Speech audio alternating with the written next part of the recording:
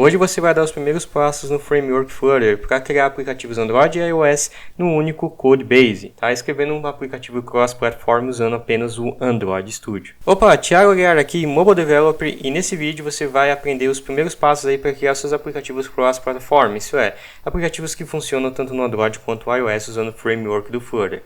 Obviamente existem vários frameworks cross-platform, como o PhoneGap, Ionic, Xamarin, React Native, enfim, tem vários e o Flutter é um deles. Eles possuem seus prós e os seus contras, mas nesse vídeo não vamos falar sobre prós e contras. A gente vai começar a pôr a mão na massa para a gente começar a utilizar o Flutter. Algumas características que a gente tem é o renderizamento rápido das suas interfaces gráficas, o deploy de aplicativos nativos, uma programação mais reativa e declarativa, e a linguagem de programação que a gente vai utilizar é a Dart. Não sei se você sabe ou não, mas o Dart possui algumas características peculiares como o AOT e o JIT, que é basicamente a Head of Time Compilation, que é um Fast Performance, né, para performance mais rápida, e o JIT, que é o Just in Time Compilation, que é para a gente conseguir fazer o desenvolvimento usando o Hot Deploy. Se você não entendeu nada disso, não se preocupe, a gente vai fazer passo a passo, aos poucos, para a gente se familiarizar todos esses conceitos aqui nessa série de vídeos. Vamos lá, primeiro passo é nesse processo você vai aprender a fazer um aplicativo que vai trazer uma lista de membros de uma organização que hospeda seus projetos lá no GitHub. Então, se você trabalha na sua empresa, você faz parte de um time, você vai conseguir buscar esses dados para você se familiarizar e começar a pôr a mão na massa, realmente sujar a mão aí de código para ver como é que funciona. E um pouquinho mais de Dart. Se você ainda nunca programou em Dart, aos poucos a gente vai fazendo o projeto e eu vou explicando os fundamentos de Dart para você, tá? A gente vai usar a IDE do Android Studio, que já é uma IDE muito rica, eu já utilizo para desenvolvimento do Android nativo, e você pode usar Flutter para criação, utilizando várias outras possíveis. Atualmente a gente vai fazer isso em outros vídeos, mas basicamente você pode usar o Flutter programando usando o IntelliJ, que é o JetBrains que criou, o próprio Android Studio, Visual Studio Code ou qualquer outro editor como Emacs ou VI. Você pode usar ou Vim, né? Se você quiser usar o VI mais moderno. E aí a gente tem alguns pré-requisitos para a criação de aplicativos. Primeiro, se você quer criar aplicativos tanto para Android quanto para iOS, ou seja, para os dois, tanto para o Mac para o iOS também, você vai precisar de um Mac inevitavelmente, para você compilar o seu projeto e testar usando o simulador do iOS. Contudo, se você não tem um Mac, tem umas alternativas que a gente pode falar sobre isso mais para frente. Mas vamos focar aqui no desenvolvimento do aplicativo em si, depois a gente se preocupa com a publicação e deploy e testar em iOS e iPhone. Vamos lá. Primeiro passo é a gente configurar o ambiente Flutter. Como que a gente configura o ambiente Flutter? Primeiro passo é a gente fazer o download do kit de desenvolvimento do Flutter, né? O pacote que vai vir incluso também o SDK embutido do Dart. Então você vai acessar o Google, você vai acessar o flutter.io, tá? Aqui você vai ter as descrições de como começar. Realmente é bem simples para começar. Se você for utilizar tanto o iOS, você vai ter que escolher a opção do macOS. Se você for usar só o Android por enquanto, pode usar o Windows ou Linux ou Chrome OS. Como eu estou no Mac, a gente já vai fazer os dois processos, já fica facilitado para quem também tem para fazer esse procedimento. Então a gente vai precisar baixar esse arquivo zipado aqui e fazer alguns passos, tá? Primeiro passo é fazer o zip desse cara, fazer o download desse cara. Eu já fiz o download deste carinha aqui. Então já tem aqui a parte do Flutter e junto dele já vai vir o Dart, já vai vir incluso, e a gente precisa adicionar a barra bin, né, o bin, o executável do Flutter, no seu path, tá? Ou seja, no seu caminho de execução do seu projeto. Se você está utilizando o Windows, o path, a inserção de path é feita através das variáveis de ambiente, tá? Então se você não souber, é só seguir esse passo aqui inicial, ele é bem simples de fazer, é bem intuitivo, mas basicamente é só pesquisar aí na barra de navegação do menu iniciar por Environment e aí você vai ter, né, aberto a caixa para você adicionar no path essa variável de ambiente, que é o caminho do Flutter /bin. Se você está no Linux e em Windows, a gente já tem um terminal que facilita a gente fazer esse tipo de procedimento. Então aqui no terminal, o que eu vou fazer é adicionar o path do nosso Flutter Bean, tá? Eu já tenho o path adicionado. Para eu adicionar esse path é bem simples também, é só dar um echo export e a gente vai adicionar este path aqui. Se eu dar um echo aqui no meu path, eu já foi adicionado o path aqui do Flutter, tá vendo? Então já está aqui disponível para mim. Isso faz com que eu execute comandos Flutter facilmente. Então eu posso usar alguns comandos para mim ver se o Flutter foi instalado com sucesso. O primeiro deles, que você vai usar por muito tempo, é o Flutter Doctor. Ele analisa para você algumas propriedades para conseguir fazer o Flutter funcionar e ver as dependências do Flutter. Por enquanto ele vai baixar, que é a primeira vez eu zerei praticamente todo o meu ambiente aqui. Deixa ele fazer o download por enquanto. Então, quando você executa o Flutter Doctor, ele vai trazer para você todas as dependências e coisas que você poderia eventualmente instalar ou que até mesmo não estão instaladas. Por exemplo, a gente tem as ferramentas do Android Studio, ele está dizendo que algumas versões não foram aceitas algumas licenças, como a versão número 30. O Android Studio está parcialmente instalado, ou seja, não tem o Flutter plugin instalado ainda nessa versão. Na 4.1 também. Eu tenho IntelliJ na minha máquina, mas eu não tenho o Flutter plugin instalado. Eu tenho o VS Code instalado e eu tenho um dispositivo conectado disponível nesse exato momento, que é um simulador iOS que está rodando, tá? Se eu fechar ele aqui, ele não vai encontrar mais o meu simulador no Flutter Doctor. Então o Flutter Doctor é o nosso doutor do Flutter, é o nosso cara que vai verificar todas as dependências que a gente precisar para ele. Né? Tem um simulador iOS também, um Android rodando, mas beleza. Então esse é o primeiro passo, configuração do ambiente, é só baixar, dar um export no seu path e aí você vai conseguir executar comandos dele aqui também. Dart é a mesma coisa, o Dart veio junto do nosso Flutter, então eu estou usando a versão 2.9.2 e o Flutter estou usando essa versão, nesse exato momento que eu gravo esse vídeo, 1.20.3, tá? Agora o próximo passo é configurar as plataformas de ambiente. Então, como eu estou utilizando o Mac, eu vou configurar tanto o Android quanto o iOS, eu vou começar pelo iOS. Primeiro passo, para você configurar o Flutter para desenvolvimento iOS, você vai precisar do Xcode. Então você vai acessar o seu App Store, você vai acessar o App Store, vai pesquisar por Xcode e aqui você vai ter o botão de download para acessar o Xcode. O Xcode meu já foi baixado e você precisa configurar um simulador iOS. Existem várias maneiras de fazer isso. Você pode abrir um Xcode e abrir um projeto e criar um projeto do zero, create a new Xcode project, e ele vai construir todas as dependências de simulador para você. E aí você já vai ter o simulador aqui disponível, tá? Uma outra alternativa que você pode fazer é mandar ele listar para você uma lista de simuladores disponíveis. Para fazer isso, você vai executar o comando chamado de xcode run, que é o xcrun, simctl, que é o controle de simulador, list. Ele vai te trazer uma lista de simuladores disponíveis aqui neste computador. Eu tenho vários deles aqui disponíveis. Uma vez que você tiver escolhido um, eu vou escolher aqui o iPhone 11. Eu vou copiar o identificador único desse iPhone 11 e eu posso abrir direto pelo terminal. Open-A, Simulator e o "-args", que é um argumento que vai ser o Current Device UD ID. E a gente vai colar esse número aqui. Então ele vai abrir o simulador para você dessa forma. Uma outra forma também é você, quando for utilizar o Android Studio, com o Android Studio ou até mesmo Visual Studio Code, você consegue abrir esses próprios simuladores por lá. Mas eu também quero te ensinar como as coisas funcionam aí por baixo dos panos, tá? Essa é a primeira configuração que você precisa fazer com iOS Simulator. Se você for fazer o deploy para um iPhone ou para um iPad, a gente vai cobrir numa outra aula para a gente não deixar essa aula extensa para configurações de dispositivos reais. Agora vamos para a plataforma do Android. Para a plataforma do Android, o primeiro passo que você precisa ter é baixar o Android Studio. Então você vai no Google, download Android Studio. Você vai baixar a última versão oficial do Android Studio, não a versão de desenvolvimento. No momento que eu gravo esse vídeo é 4.1.1. Eu já tenho a versão 4.1.1 baixada aqui. Você vai abrir o seu Android Studio e você vai precisar configurar o seu emulador do Android, tá?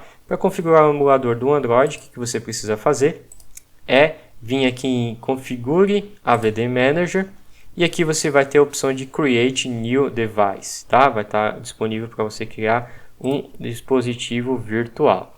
Você vai escolher o dispositivo que você quer, nesse caso o Pixel 3, por exemplo. Você vai dar um Next, vai escolher a versão do SDK que ele vai utilizar, por exemplo o Android Oreo, e você vai dar um Next, dar um nome para ele e deixar as configurações padrões que você quiser. Eu já tenho alguns emuladores aqui instalados. Depois de instalado é só a gente inicializar no botãozinho de play aqui. Ou quando a gente for criar um projeto Flutter, a gente também faz isso daqui com o Flutter, tá? Então essa é outra forma que a gente tem para instalar dispositivos emuladores Android. Novamente, se for dispositivo real, um Samsung, LG, qualquer outro device Android, eu não vou mostrar necessariamente nessa aula.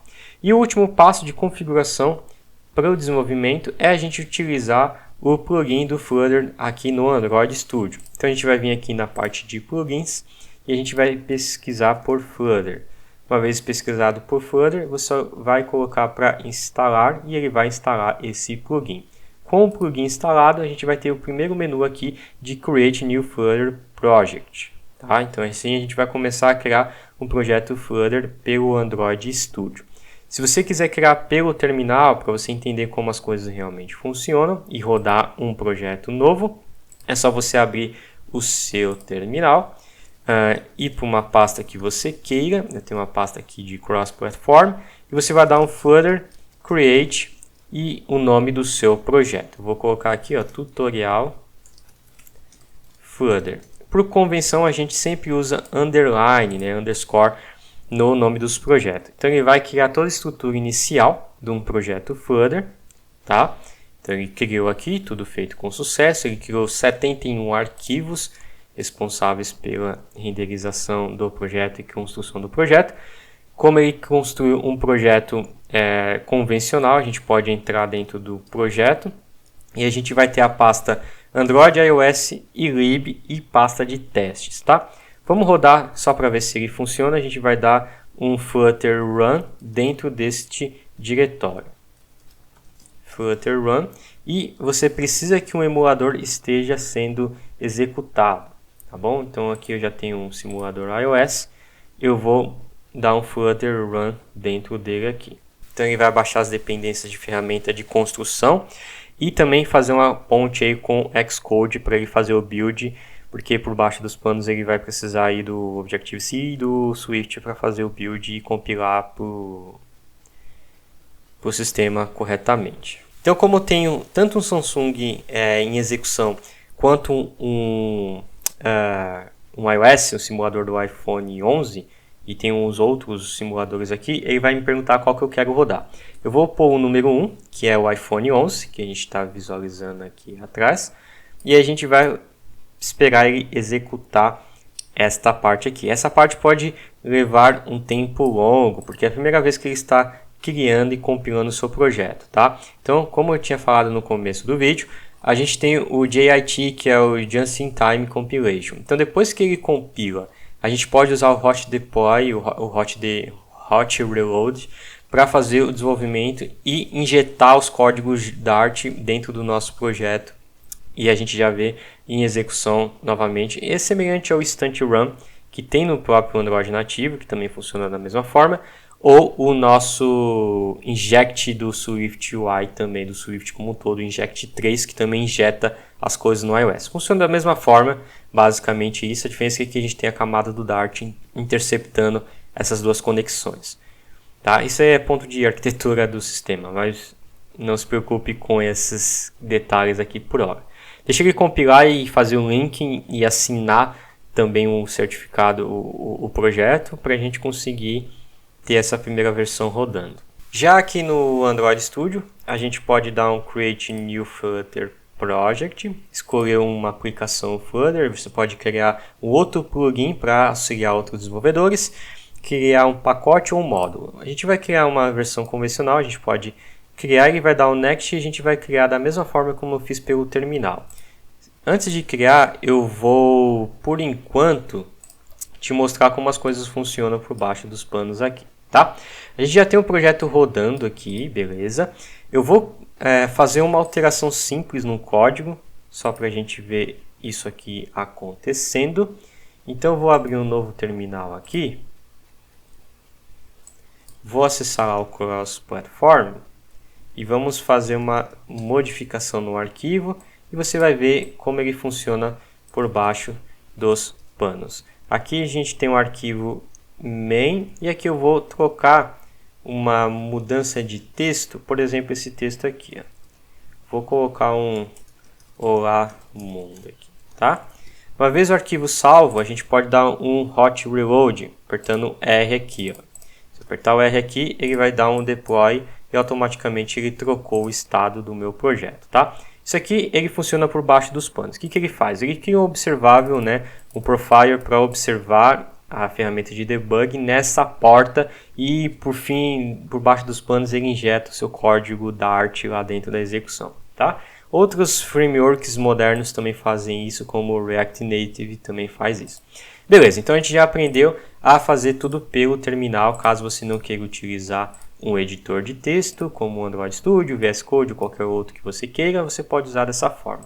Vamos abrir esse projeto aqui agora, e aqui a gente vai ter o nosso projeto Flutter inicial. Então, vamos entender a estrutura desse projeto primeiro, antes de mais nada. Beleza, como é que funciona? Vou apagar todo esse código aqui, tá? Vamos apagar tudo e começar tudo do zero, para a gente entender como as coisas funcionam por aqui. Então, dentro das estruturas de pastas, a gente tem algumas coisas a observar. A primeira delas é que a gente tem uma pasta chamada de lib, tá? O próprio nome já diz, de library, é a biblioteca onde fica o código comum, tanto do Android quanto do iOS. Tá? Aqui dentro a gente tem um import, então o Dart também funciona com importação, a gente pode importar outros arquivos Dart e a gente consegue usar as referências de funções e objetos de um outro pacote. Tá? Por padrão, todos os packages a gente tem, já vem embutido, tanto os pacotes do Flutter normal, como por exemplo o Material, e a gente já tem uma função main. Então o Dart começa com o main, assim como todas as outras linguagens têm uma sua função main. iOS, Swift, Objective-C, Java, Kotlin, todos têm uma função main. E a gente tem essa função main com uma instrução chamada de run app, onde espera um widget. A gente vai falar sobre widgets. O que são widgets? Widgets são componentes Flutter, tá? Todos os componentes Flutter são widgets que são separados em dois tipos. O stateless e o stateful. A gente vai falar sobre esses dois modelos daqui a pouco. Outra coisa que a gente pode brincar com o Dart é que quando a gente tem uma função que apenas tem uma única instrução dentro dela, a gente pode usar funções inline. Então a gente não precisa gastar 3 linhas de código aqui, por exemplo. Eu posso usar um igual e um sinal de maior, formando assim uma seta. E a gente pode usar essa instrução inline, que ela também vai ter o mesmo efeito, tá? Então, essa é a primeira inicialização que a gente tem. A gente tem estrutura de pastas, um pacote iOS, onde a gente tem todas as referências do framework Flutter para fazer toda a conexão. Se você é de iOS, já entende sobre esse processo do Xcode Project. A gente tem todas as definições do playlist, todas aquelas definições que a gente faz lá no ambiente do iOS. E do Android também a gente tem todas as referências para a gente fazer o build. Tem todos os Gradles, tem todas as definições aqui do nosso build.gradle e tem todas as outras definições de componentes iniciais para a gente ter em execução os plugins do Flutter e também do Kotlin com uma atividade central que ele inicializa para você, tá? Não se preocupe com isso daqui também. Agora a gente só vai brincar aqui com a parte do Dart. Outra coisa que a gente tem a pasta de testes. Eu posso apagar essa pasta de testes, esse arquivo de teste, porque eu não vou usar testes por enquanto. E a gente tem o pub/spec, que é o nosso arquivo de especificação de configuração do Flutter, como dependências, entre outras coisas mais de ambiente. Tá? É isso daqui que você precisa só mexer por enquanto, por hora, para você começar o seu desenvolvimento. Então o primeiro código que a gente vai fazer é desenhar uma tela simples. Tá? A gente vai desenhar uma tela como ele já tem desenhado aqui. Eu vou criar, como o nosso projeto vai ser um projeto que vai buscar coisas do Git, eu vou chamar ele de Git Flow, que é Git Flutter app. Então eu vou criar uma classe, o Dart também trabalha com o conceito de classes, assim como o Java e o Kotlin e o Swift também. E a gente vai dar um extends para a gente herdar um widget. Então tudo funciona como widget, tudo é um componente. Então eu vou criar um componente que não muda seu estado, um stateless, já vou explicar isso daqui por enquanto, daqui a pouco, mas só declara esse cara aqui. Quando a gente herda esse stateless, a gente obrigatoriamente tem que implementar uma função obrigatória, que é o build, onde a gente vai realmente construir um conteúdo interno. Então a gente vai criar um conteúdo aqui, que vai ser responsável por desenhar uma tela com uma barra superior, que a gente chama de app bar, e com um corpo no meio, que é esse content aqui no meio. Então a gente vai criar aqui, a gente vai dar um return de um novo widget, que é o material app.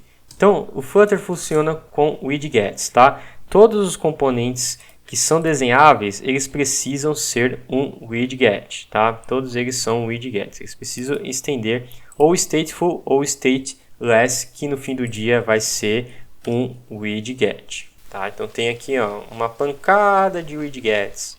Todos esses caras são filhos de widget. Então a gente vai criar um título, vou chamar ele de git flow, e a gente vai ter que ter uma home, que é o conteúdo interno aqui deste componente. Eu vou usar um cara chamado de scaffold. Scaffold é uma composição da especificação do Google Material Design para a gente ter componentes de conteúdo com o app bar, com essa barra de navegação superior.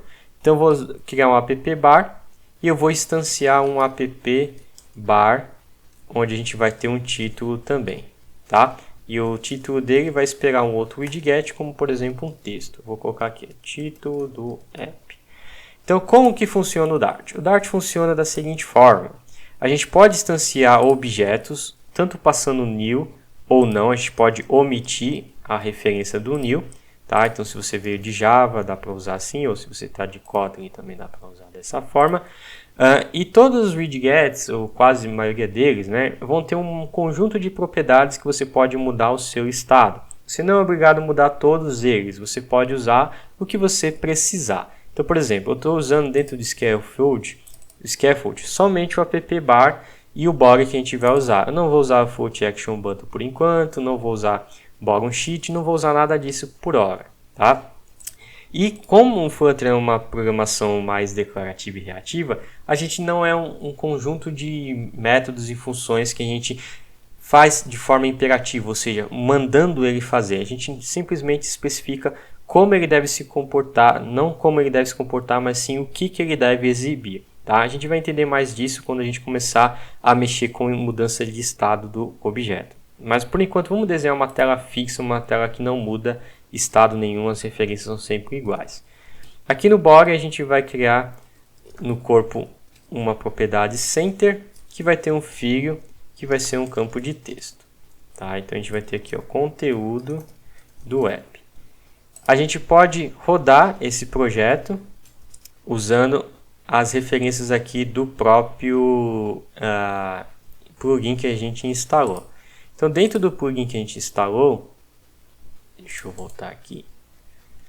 Dentro do plugin que a gente instalou, a gente tem essa opção aqui do executável e a gente pode escolher os simuladores por aqui. Ó. Vou usar o iPhone 11 e vamos rodar este cara aqui. A primeira vez que ele inicializa, ele sempre demora um pouquinho, porque ele precisa injetar os componentes. E depois a gente pode usar o hot reload que a gente fez, como a gente fez no terminal.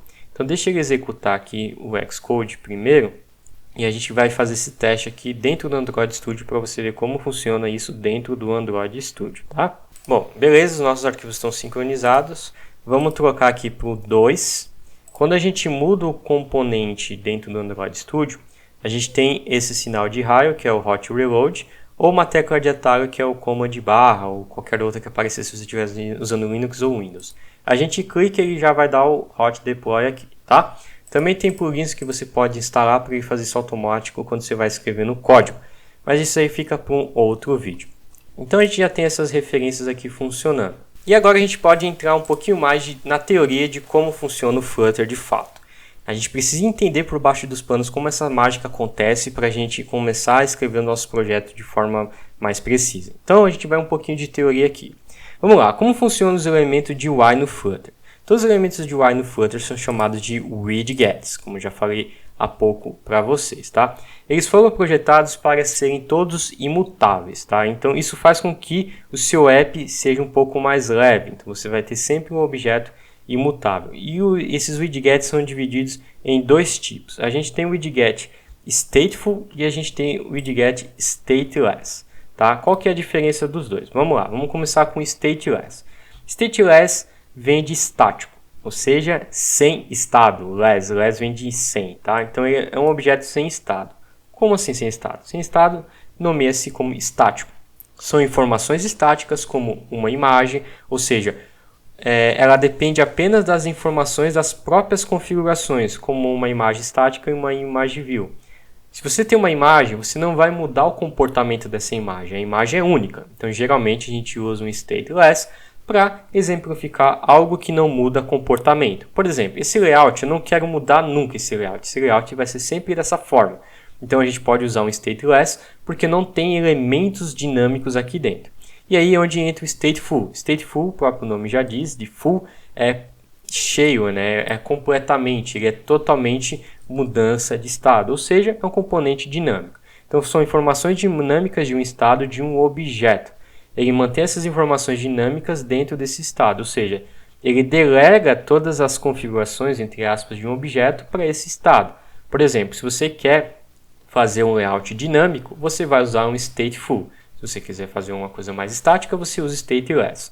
Tá? Então, ambos são renderizados em todos os frames de layout. Então, o Flutter funciona como? Todo frame ele vai desenhar. Se você mudar o estado, ele vai desenhar um novo estado de tela que foi pedida pelo usuário. Tá? Então, são esses dois tipos. Stateless, lê-se como estático, stateful como dinâmico. Tá? Então, vamos começar a desenhar o nosso próprio widget. A gente criou um widget puro, então como a gente pode fazer isso aqui de forma composta? O que a gente vai fazer? Vamos criar um widget próprio para a gente. Vamos vir aqui na parte do Layout Main. Vamos criar um novo arquivo Dart. E a gente vai chamar ele de MyWidget. Tá? O MyWidget vai ter basicamente uma mudança de estado. Por quê? Porque eu quero mudar o comportamento dele no futuro. Como que vai funcionar esse aplicativo? Ele vai bater numa lista num servidor remoto e ele vai trazer uma lista de membros de time lá do GitHub. Então o que eu vou criar?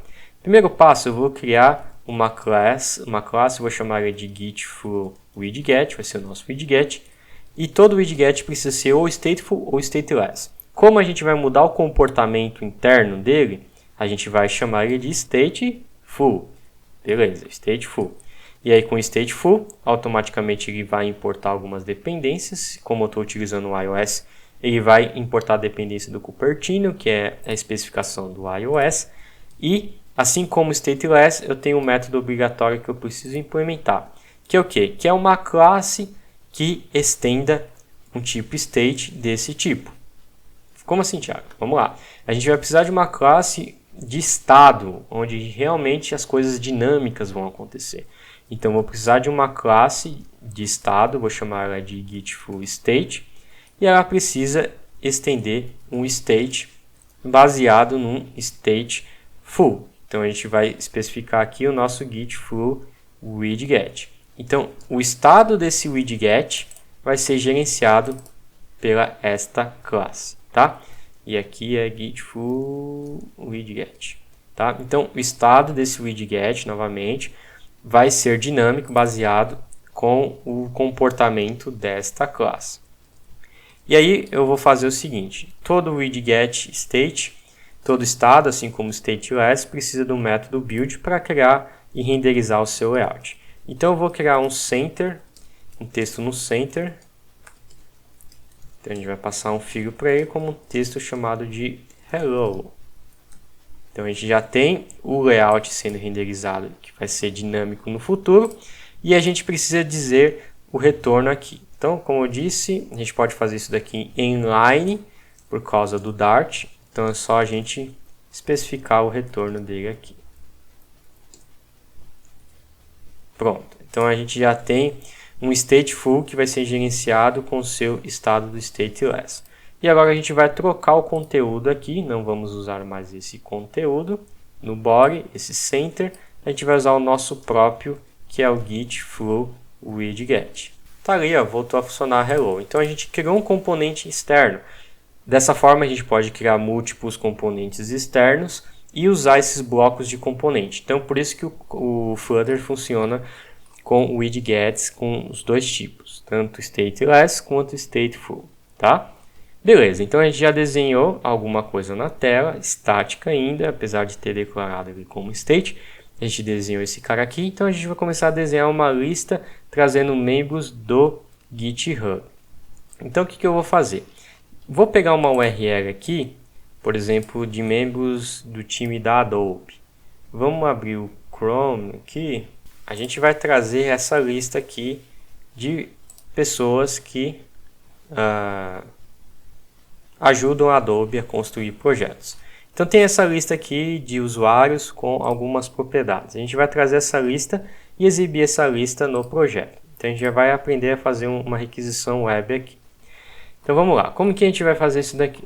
Para a gente fazer requisição web no Flutter, a gente vai precisar de um conjunto de códigos prontos pelo time do Flutter para a gente, ou por um outro desenvolvedor externo também, para a gente conseguir usar o código deles. Então, para a gente declarar dependências externas, a gente vai no PubSpec, aqui embaixo de dependências, e vamos especificar as dependências que a gente precisa.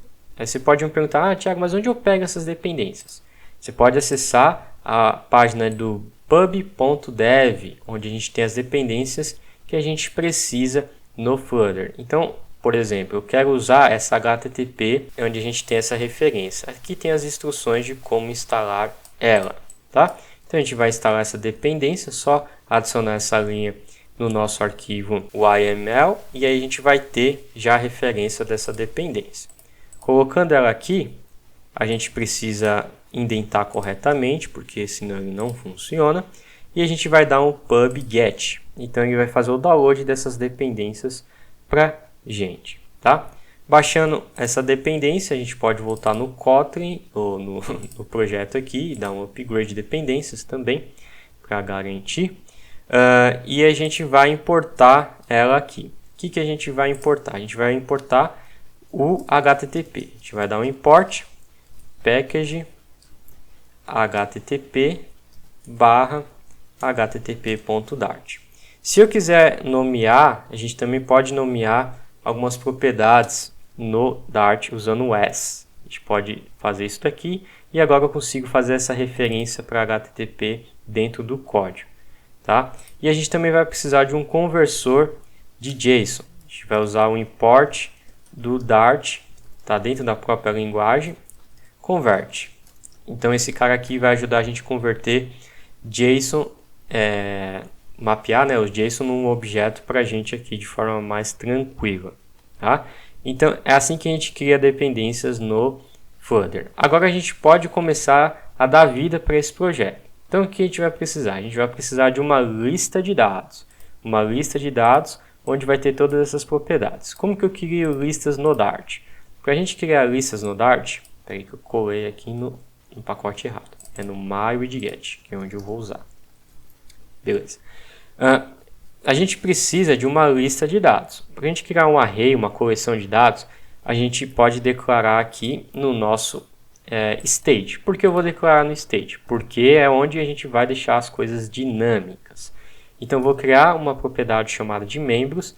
Se eu escrever só members e criar uma coleção de qualquer tipo, ele vai deixar isso aqui visível para outras partes do projeto. Se eu quiser deixar isso aqui privado, eu coloco um underline, tá?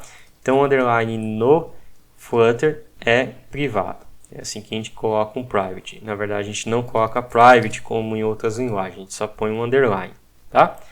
E também vou colocar uma fonte. Vou criar um estilo de fonte diferente aqui, que é uma constante, que é um text style, e o text style tem um font size aqui, eu vou pôr um 20. Então a gente já tem as referências. Agora eu preciso popular essa lista de membros. Como é que eu faço isso? Eu vou precisar chamar essa função quando esse widget inicializar. Então, para isso a gente tem um método chamado de initState. E o initState a gente pode executar uma função privada. Eu vou dar um load data e aí eu vou criar essa função aqui, load data. Tá? Só que, contudo, qualquer chamada que você fizer que demore, que tenha latência de rede ou chamada de banco de dados que demore, todas essas coisas que são demoradas e que são assíncronas, a gente não pode executar diretamente no código atual do Dart, do Flutter, porque ele executa tudo isso na main thread, a thread de renderização da interface gráfica. E a gente não pode fazer isso. Por quê? Porque imagine você dando scroll na tela e ele começa a fazer requisição web. Ele vai travar a sua tela e você não pode fazer isso. Você precisa fazer isso de forma assíncrona. Para fazer coisas assíncronas, para a gente criar outra thread, para a gente criar outro processo, bloco de código paralelo, para não travar a execução atual, a gente usa o conceito de async await. Então a gente vai criar uma função assíncrona e vamos esperar o seu retorno para que a gente consiga ter essa resposta de volta. Então eu vou declarar ela como uma função assíncrona, tá? Declarando ela como uma função assíncrona, ela vai ser disparada para um outro processo, não pelo processo da renderização da tela principal. Então eu vou criar uma string que vai ser a nossa URL. A nossa URL vai ser esta daqui que a gente fez a requisição no navegador. A gente vai bater nessa URL. E aí a gente vai fazer a chamada da nossa biblioteca externa do HTTP, que vai fazer uma chamada usando o GET. Então a gente vai passar a URL. Isso aqui vai me retornar um HTTP response. Então a gente vai ter a resposta aqui. Então para ter essa resposta a gente vai usar um await, tá? A gente vai usar um await. Então automaticamente a thread principal não vai travar e ele vai esperar essa renderização acontecer de forma sequencial, tá? Olhando do ponto de vista do código. Agora a gente precisa delegar esses dados para a tela principal. A gente precisa sincronizar com a thread principal, com a UI thread. A gente precisa passar esses dados para a UI thread. Como que a gente faz isso? A gente usa o setState. Então dentro desse bloco a gente já está em execução da thread principal. E a gente vai guardar dentro de membros a lista que veio com o nosso JSON. Então a gente vai usar o JSON decode, que está dentro do kit do Dart, usando o response.body. Então a gente vai pegar toda aquela string, a gente vai pegar essa string e vamos converter ele de JSON para uma propriedade de chave e valor. Como a gente não especificou nenhum tipo, ele vai tratar isso aqui como um mapa, de chave e valor. E agora a gente precisa criar uma lista de dados dinâmicos. Como que a gente imprime essa lista aqui? Primeiro passo, vamos tentar imprimir, ver se funcionou.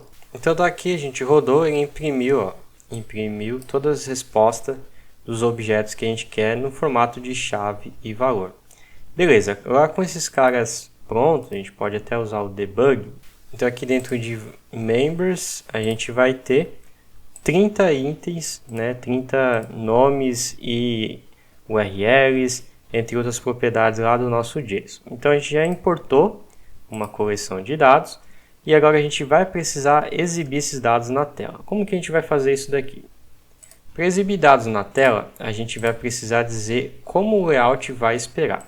Para a gente criar a coleção de layouts que a gente vai criar aqui dentro do método build, onde a gente realmente renderiza tudo, o Flutter funciona, a coleção de dados no Flutter, a gente precisa de um objeto chamado de list. Da mesma forma que no Android nativo a gente tem o Recycler View e no iOS nativo a gente tem o UI Table View, se você está utilizando o UI Kit, ou até mesmo o list do SwiftUI, ou até mesmo lá no Jetpack Compose do Android nativo, que a gente tem um for each convencional para fazer uma coleção de dados, com o column e row, a gente vai utilizar aqui o list view.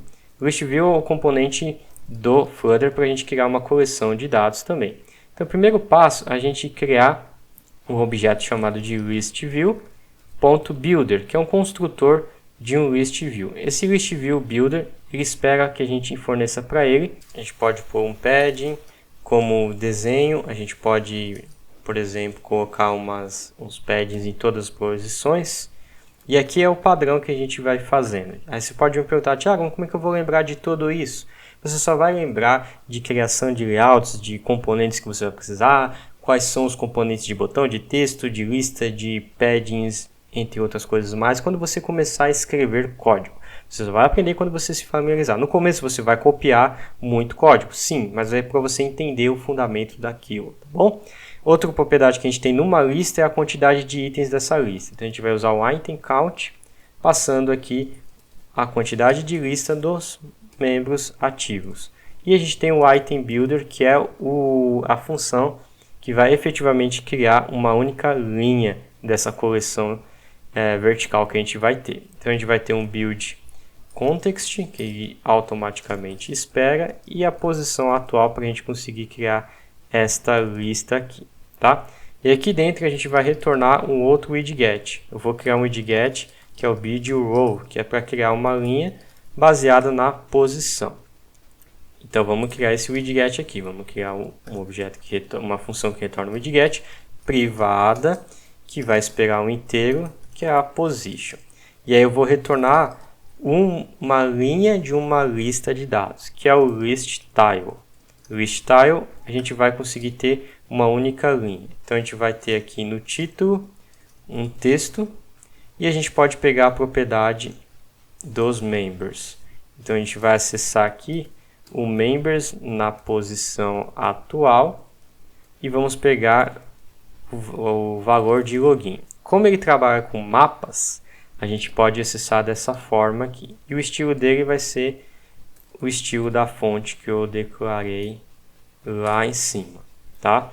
Então o que aqui eu estou fazendo? Eu estou fazendo o seguinte. Eu estou criando uma lista usando um construtor padrão, passando um pad de 16 em todas as coordenadas, passando para ele uma lista do tamanho 30 que a gente viu, né? Mas como é dinâmico a gente pode passar o quanto a gente quiser. E o item builder é a função que vai construir um outro widget. Então ele vai fazer isso aqui 30 vezes, em tese, tá? E a gente vai ter um listTile, onde a gente vai ter um texto. O texto vai ser basicamente o nome de login, né, o nome de usuário, que está na nossa coleção de dados. Então primeiro eu busco o item de uma célula que vai retornar um mapa, e aí com esse mapa eu vou acessar o seu valor através da sua chave, que no caso é login, que a gente tinha visto aqui. Tá, a gente vai acessar isso aqui por enquanto. Isso daqui vai fazer renderizar já para a gente uma tela. Então enquanto ele roda, vamos recapitular. Primeiro passo, a gente tem um método main, onde ele vai inicializar por padrão um widget, não importa qual seja. A gente vai ter um widget geralzão, um widget do container principal. Esse widget geralzão é um stateless, ou seja, eu não vou mudar o estado desse cara aqui por enquanto. Ele vai ter o que? Ele vai ter a componentização usando as ferramentas do Material Design com um scaffold com o seu conteúdo, que é o app bar em cima, e o seu conteúdo, que é um outro widget que a gente criou. Esse widget que a gente criou, ele é um stateful, ou seja, ele muda o seu estado, é um conteúdo dinâmico que vai escutar eventos de mudança de estado de alguma variável, de algum objeto, e vai refletir essa mudança de estado renderizando novamente toda a interface gráfica nova. Todo o desenho novo ele vai funcionar dessa forma. Tá? E aí o que vai acontecer? Esse cara precisa de que você declare para ele um state desse stateful. Qual que é o estado que a gente criou? A gente criou uma classe nova chamada de getFullState, que é um objeto do tipo state com o seu tipo genérico getFull. E aqui a gente tem um método initState. Esse initState vai ser disparado assim que inicializar esse stateful, esse state, e ele vai executar um bloco de código. O primeiro bloco de código é dessa função loadData, que é um bloco assíncrono, ou seja, ele não vai travar a execução da tela principal, e ele vai fazer uma requisição HTTP usando a biblioteca externa que a gente importou do http.dart. Ele vai fazer essa requisição com o dado pronto, esse dado vem no formato de string. A gente vai fazer o decode usando JSON Decode, que está dentro do própria linguagem de programação Dart, para a gente converter objetos JSON no formato JSON para um modelo de mapas, tá? Então é chave e valor, chave e valor. E a gente vai armazenar tudo isso aí numa lista privada, uma lista que é uma coleção de dados, uma list de membros. Com essa lista pronta, a gente vai simplesmente ouvir a mudança de estado. Então é aí que acontece a parte declarativa do Flutter e do SwiftUI e do Jetpack Compose, que são frameworks modernos mobile para você fazer uma programação reativa e declarativa. Vamos lá, aqui está acontecendo o seguinte. Toda vez que a gente tem um método build que é executado, toda vez que algo muda o seu estado, a gente escuta a contagem de membros, e também escuta quando ele muda o seu estado. Então, como a gente usou um setState no members, tá? Então, quando a gente mudou o estado do members, automaticamente ele reparou, opa, novos dados chegaram, então a gente vai ter que renderizar todo esse frame de novo, a gente tem que renderizar toda essa tela novamente.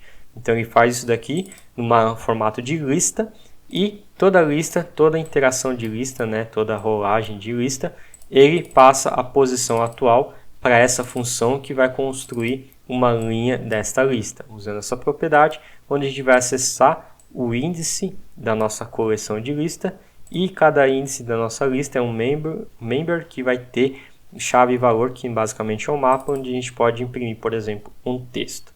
Então, isso que a gente fez nesse exato momento.